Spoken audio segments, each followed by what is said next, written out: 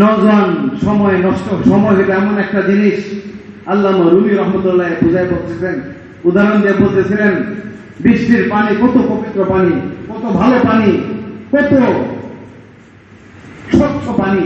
এই বৃষ্টির পানিটা যদি ড্রেনের সাথে লেগে যায়, তো বৃষ্টির পানি আর পবিত্র পানি আর স্বচ্ছ পানি থাকে না, এটা ড্রেনের পানি হয়ে যায়, নর্দমার পানি হয়ে যায়।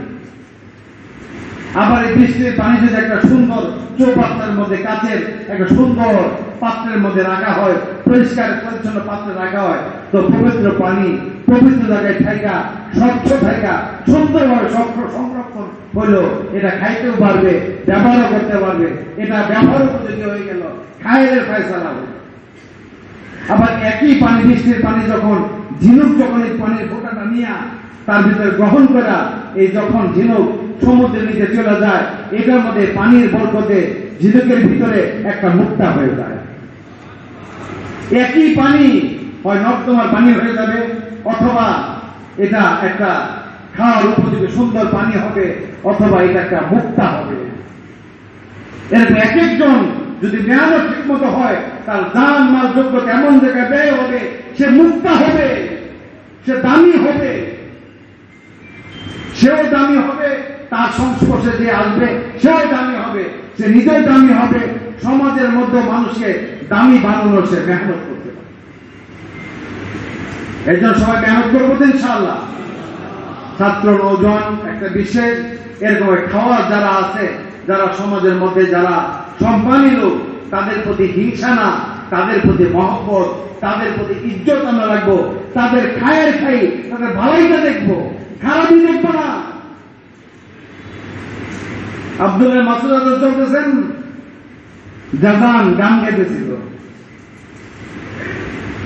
উনি এত সুন্দর আওয়াজে গান গাইতেছে, উনি কি বললেন, সাথে বলল, এই সুন্দর কণ্ঠ এর কোরআন তেলাওয়াতে যদি গায়ে দিত।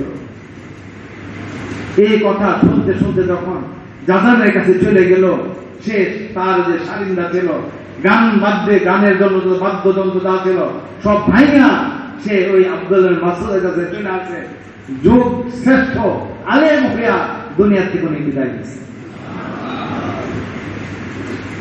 এই কারণে আমাদের মেহনতের একটা বুনিয়াদী জিনিস হলো, এক এক তবকার মধ্যে যে খায়েরটা আছে, ভালাইটা আছে, এবং সে এই তবকা দ্বারা যে সমাজের মধ্যে দিন জিন্দা হওয়ার যে সম্ভাবনাটা আছে, এই সম্ভাবনা দেখা তাকে আমি দাও। একজন শুধু একজন মানুষ না, সে একটা জাতি, সে একটা জাতি। সে দিনের পথে আসা মানে তার যোগ্যতা করে দিনের কাজে ব্যয় হবে, কত শাখায় দিন জিন্দা হবে। এই সমস্ত নবীজি বলছেন, হাদিসে আসছে জাতীয়, তার জন্য হলো খুশখবরি, সে হলো সুসংবাদের যোগ্য, হলো সে যাকে আল্লাহ তাআলা ভালাইয়ের জন্য চাবি বানাইছেন, মানে যার দ্বারা ভালাই চলে, ভালাই জিন্দা হয়, আর যাকে খারাপের জন্য তালা বানাইছেন, খারাপই যার দ্বারা বন্ধ হয় আর ভালাই জিন্দা হয়। নবীজি বলছেন, তার জন্য হলো খুশখবরি, তার জন্য হলো সুসংবাদ।